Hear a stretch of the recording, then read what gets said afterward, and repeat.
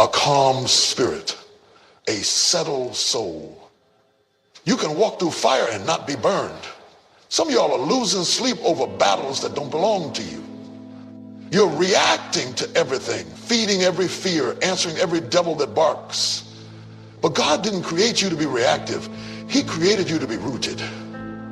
So I came with a word today. I came with a mission. And I came with a message. If you'll give me a few moments of your time, I'll show you how to anchor your thoughts, how to silence the noise, and how to train your mind to be calm in every situation, not some, every. Are you ready? Because we're about to shift something in the atmosphere. We're about to take authority over anxiety. And we're about to walk into the peace that passes all understanding. You know, one of the most misunderstood things in this life is the power of stillness. We live in a world that praises noise. It rewards the loudest voice in the room. It promotes hustle, chaos, and constant motion as if peace is something for the weak. But I came to tell somebody today, stillness is not weakness. Stillness is strength. Stillness is the sign that you know who you are and whose you are and whose you are. Stillness means you are rooted deep enough to know that storms can come, winds can blow, and waves can rise. But you're not moved because your faith is anchored in. Some of y'all have been told you always have to respond. You always have to clap back. You always have to defend yourself. But let me ask you something. What if your silence is louder than your words? What if your refusal to panic is your protest against the pressure? What if the enemy's greatest frustration is that no matter what he throws at, I don't know who this is for today, but somebody walked in here carrying chaos in them. Your spirit is noisy. Your heart is racing. Life has been loud lately, and peace feels like a stranger you once knew. But God sent me here to tell you, you can train your mind to be calm in every situation. You see, calmness is not weakness. It's not passivity. It's not giving up. Calmness is power under control. Calmness is strength wrapped in stillness. And if you ever want to win in this life, if you ever want to hear God clearly, think clearly, love clearly, you must first learn to be calm in the chaos. Because storms will come. Oh, they will come. I wish I could promise you a life without storms, but that ain't the truth. Life will shake you, people will try you, pressure will press you. But when you have a trained mind, be the promotion. Calm before the healing. Because if you can't trust God in the valley, you won't really praise him on the mountaintop. Let the world scream. Let the storm roar. Let the haters talk. Let the bank account drop. Let the timeline get messy. I made up my mind. I'm staying still. I'm staying calm. Not because of what I see, but because of what I know. And I know that God is with me. I know that he's still on the throne. I know that he's never lost a battle. And I know that no weapon formed against me shall prosper. You've got to stop giving your peace away so cheap. You're letting too many things rent space in your head for free. Every opinion, every delay, every setback gets a reaction out of you. But when your mind is trained, you know how to choose your battles. You don't fight every fire. You don't. You remain calm. See, when your mind is untrained, every little thing becomes a trigger. Somebody rolls their eyes at you, now your whole day is off. The bills pile up, and now you can't sleep. A delay happens, and suddenly you're doubting everything. That's a sign that your mind is being led by the moment instead of being rooted in the master. Because when your mind is trained, you don't let external situations determine your internal posture. Let me remind you, Jesus was asleep in the boat during the storm. The disciples were losing it. The wind was howling. The water was crashing. But Jesus, asleep, calm, at peace. Because he knew something they didn't know. He had authority over the storm. And I came to tell you, when you know who walks with you, you don't panic over what's around you. When you know that God has never failed you, you can lay your head down in the middle of the fight and rest like it's already finished. That kind of peace doesn't come from wishing. It doesn't come from pretending. It doesn't come from numbing yourself or distracting yourself. No, that kind of peace is trained. That kind of calm is built. You've got to make up your mind that I will not be moved. I will not be shaken. I may cry, but I won't collapse. I may tremble, but I won't give up. Because my stillness is not a sign that I don't feel it. It's a sign that I've trained myself to trust God in it. Some of y'all been waiting for the chaos to stop before you calm down. But can I tell you something? Peace doesn't come when the situation changes. Peace comes when you change. You've got to learn to be calm before the breakthrough. Calm before. You chase every storm. You don't need to explain yourself to everybody. Sometimes your peace is your testimony. Sometimes your calmness is your clapback. Sometimes your silence is your sermon. There's power in being unbothered. Not because you're numb, not because you don't care, but because you've decided to protect your peace like it's sacred, because it is. You've decided that nothing and no one is worth your sanity. You've decided that no storm will seal what God gave you. You've decided that even if the world is shaking, your soul is secure. And here's the real truth. When you are calm, you can hear God better. You can think clearer. You can discern what's real and what's noise. You can separate fear from faith, emotion from wisdom, pain from purpose. But you've got to quiet your spirit long enough to listen. Here, I'm talking about putting the word of God in your mouth before the lies of the world get in your ears. You can't just react when things fall apart. You've got to build a life that's rooted in peace, rooted in truth, rooted in discipline, so that when the storm comes, it finds you already grounded. That's what spiritual training looks like. It's not dramatic, it's not flashy. It's consistent. You train your mind by shouting into the storm. You train your mind by sitting in stillness and learning how to hear God whisper. You train your mind by telling yourself the truth over and over again until it drowns out every lie. You train your mind by choosing to focus on what's eternal instead of what's urgent. Because everything urgent is not important. Everything loud is not powerful. And everything scary is not real. Ended. We're spiritually reactive. We wait until we're panicking to pray. We wait until we're hurt to listen. We wait until everything's falling apart before we try to stand firm. But let me tell you something. Peace is a discipline. Calmness is a muscle. And if you don't strengthen it in private, it will collapse in public. Every moment you spend in worship is not wasted. Every time you say no to the flesh and yes to the spirit, you're training your mind. Every time you resist the urge to lash out and instead sit in the presence of God, you're building calm. You're telling your soul, we don't live by feelings. We live by faith. And don't get discouraged if it doesn't happen overnight. Training takes time. Your thoughts have patterns. Your reactions have history. But just like a muscle, the more you work on it, the strong. When your mind is untrained, you can't tell the difference. That's why you need to do the work before the weight hits. You need to plant peace deep in your spirit so it can't be uprooted by pressure. You need to rehearse the promises of God so that when the enemy starts shouting fear, your spirit shouts back with faith. You don't wait until the diagnosis comes to declare your healing. You declare it every morning before anything goes wrong. You don't wait until you're broke to start speaking abundance. You speak it when you have little so that it becomes your mindset no matter the season. You don't wait until somebody betrays you to talk about forgiveness. You walk in a posture of forgiveness daily so bitterness doesn't take root. That's how you train your mind. That's how you stay ready. The problem with too many of us got to sit still long enough to hear heaven speak. Some of the breakthroughs you're waiting for are delayed. They're drowned out by the noise in your mind.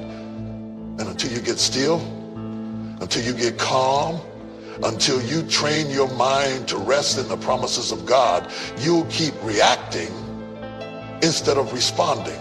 You'll keep panicking instead of praying. You'll keep spiraling instead of standing. So today, We're flipping the script. We're rewiring our response. We're taking authority over anxiety, because this peace I have, the world didn't give it, and the world can't take it away. I'm not moved. I'm trained. You can't wait until the storm hits to start preparing your mind. You can't wait until life falls apart to try and build inner peace. That's like trying to learn how to swim while you're already drowning, if you want to be. In the middle of the fire, you've got to train before the flames ever come. You've got to work on your mind before the attack. You've got to develop discipline when everything's going right, so you'll have strength when everything goes wrong. See, preparation is not just physical. It's mental, emotional, and spiritual. It's what you do when nobody's watching. It's how you talk to yourself in the quiet moment. It's what you feed your spirit when life is still. Because the battlefield isn't out there. It's up here. The war is in your mind. And if you don't train your thoughts will train you. You have to build routines of peace before panic knocks on your door. I'm talking about prayer that isn't just reactive. It's daily. I'm talking about waking up and commanding your mind before the day commands you. It gets. Every day you wake up and choose peace, you're getting stronger. Every day you refuse to panic and instead pause and pray, you're getting sharper. Every time you catch your thoughts trying to spiral and you say, no, I'm not going there today, you're reclaiming your mind. You're taking back control. And let me tell you, when your mind is trained, life hits different. You stop giving everything access. You stop panicking over every delay. You stop jumping into every argument. You stop looking for validation in places that once made you anxious. Because your calm doesn't come from circumstances, it comes from clarity. You know who you are. You know who God is. And you know that peace is not something you wait for. It's something you prepare for.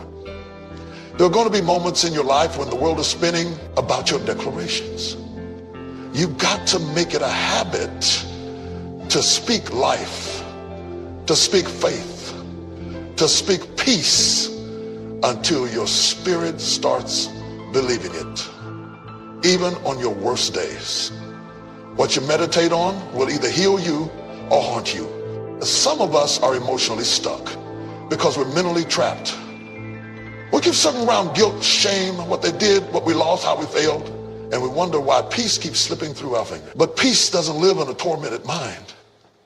Peace grows in a guarded mind, a renewed mind, a mind that's been surrendered to God. That's why the word says, be transformed by the renewing of your mind.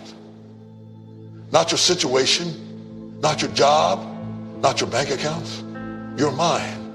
If you don't renew your mind, your circumstances can change and you'll still be bound. You'll still think small. You'll still expect. If you don't catch it, it will lead you. You can't just let fear run wild. You can't let insecurity talk unchecked. You can't let doubt speak without being answered. When the thought comes, I'm not good enough, you respond, I am fearfully and wonderfully made. When the voice whispers, you're going to stay again, you declare, I can do all things through Christ who strengthens me. When your mind says, nobody cares, you remind yourself, God will never leave me nor forsake me. That's how you guard your peace. You speak back. And don't underestimate the power of repetition. The enemy doesn't just attack once, he attacks consistently. So if you want to defeat him, you've got to be consistent in return. You can't speak the truth once and then stay silent the next 10 times the lie comes back. You've got to be disciplined when people are looking to you for answers and everything in you wants to scream. But because you've trained, you'll be able to stand in that moment and say, I've already been here in my spirit. I've already walked through this in prayer. I've already prepared my mind for this weight, and I'm not going to fall apart because I've already trained for this battle. This is why you've got to train now before the storm comes, before the pressure hits, before the trial shows up. Because when you stay ready, You don't have to get ready. You've already built the foundation. You've already armed yourself with peace. And when the enemy tries to shake you, he'll find out. You're already grounded. You can't have a calm life if you've got a chaotic mind. You can't walk in peace when your thoughts are constantly pulling you in 10 different directions. Some of us are not tired because of what we're doing physically. We're tired because of what we're entertaining mentally. The battlefield is not always around you. The real battle is what's happening between your ears. And until you learn to guard your thoughts, you will keep forfeiting your peace. You've got to be intentional about what you allow to live in your head. Every thought doesn't deserve your attention. Every opinion doesn't deserve your agreement. Every fear doesn't deserve your meditation. Because whatever you allow to sit in your mind will eventually settle in your heart. And what settles in your heart shapes your actions, your attitude, and your atmosphere. Some of y'all are living anxious, still running loops in your mind. You got imaginations, not even realities. Imaginations stealing your rest. You're preparing for things that may never happen. You're arguing in your mind with people who aren't even thinking about you. And all of that internal noise is robbing you of the calm that God wants you to walk in. But here's the truth. You have the authority to guard your mind. You may not be able to control what shows up at your mental doorstep, but you do get to decide what stays. You don't have to let every thought take root. You don't have to let every lie grow legs. Just because it knocks doesn't mean you have to open the door. You have to start challenging those thoughts and asking, is this true? Is this helpful? Is this what God says about me?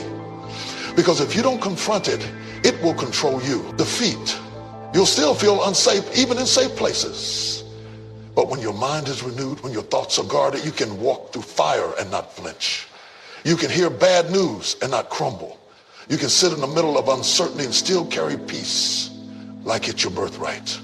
You got to get aggressive about protecting your inner peace.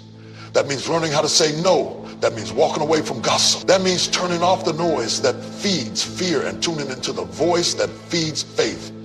That means unfollowing some voices that speak confusion and surrounding yourself with voices that speak clarity. Because peace isn't passive. It's not just the absence of noise. It's the presence of order. It's the product of discipline, and it starts in your thoughts. Don't let a stormy thought create a stormy life. Don't let an anxious imagination steal today's strength. You've been given too much power to lies, too much space to worry, too much energy to what ifs. And now it's time to take your mind back, to reclaim your peace, to guard your thoughts like your future depends on it, because it does. You don't have to be at the mercy of every emotion. You don't have to ride every wave of fear. You don't have to keep rehearsing defeat when God has spoken victory. Train your thoughts, guard your peace. And when the enemy comes knocking, let him find a mind that is calm, covered, and completely convinced that God is still in control. There comes a point in your life when you have to make a decision, not an emotional one, not a circumstantial one, but a spiritual decision. That no matter what happens, you will trust God completely. Not halfway, not when it makes sense, not only when things go your way. I'm talking about a settled, unwavering, deep down in your soul kind of trust that says, even if I don't understand it, even if I don't like it, even if it hurts, I still believe God is working. Because the truth is, trust is what anchors calm. You can't be calm in the storm if you don't believe the one who controls it. You can't rest if you secretly think God forgot about you. You can't walk in peace if deep down you're convinced that things are going to fall apart at any moment. Calmness is the fruit of trust. It's not about how quiet the world gets. It's about how convinced your spirit is that God is still good, even in the dark. Sometimes God doesn't change the situation because he's trying to change your response. It's not always going to, not always a feeling. There are going to be days when everything in you wants to panic, but your spirit has to rise up and say, no, I trust him. I don't have to understand it to believe he's working it for my good. That's the kind of trust that sustains you. That's the kind of trust that calms the chaos inside. That's the kind of trust that gives you a supernatural kind of stillness, even when all hell is breaking loose around you. You can't say you trust God and still try to control everything. You can't say you trust him and then worry yourself sick trying to manipulate the outcome. Trust means you surrender the pen. You stop trying to rewrite the story and start letting him lead. You stop rehearsing your worst case scenarios and start resting in his promises. Because he's never failed you yet, and he's not about to. Hey, stop the storm just because you cry. Sometimes he lets it rage just long enough to show you that the storm can't shake what's built on faith. You've got to trust that God knows what he's doing even when you don't see the full picture. You've got to trust that his silence doesn't mean absence. His delays aren't denials, and his plan is still good even if it's not your plan. And wait and wonder. I know what it's like to carry questions that don't have clear answers. I know what it's like to stand at a crossroads and not know which way to turn. But let me tell you what I've learned. Peace is not the absence of uncertainty. Peace is the presence of God in the middle of uncertainty. And the more you trust him, the calmer you become. Trust is a choice. Some of us trust God for salvation, but not for provision. We trust him with eternity, but not with today. We trust him with our souls, but not with our situation. But God didn't call you to half trust him. He wants your whole heart. He wants your full surrender. Not because he needs control. He already has it, but because you need the release. You need the freedom that comes from letting go. You need the peace that comes from saying, I don't know how, I don't know when, but I know who. When your trust is in God, you don't have to panic about people. You don't have to chase validation. You don't have to fear the future. You don't have to keep your guard up all the time because you're scared something will fall apart. When your trust is real, your rest is deep.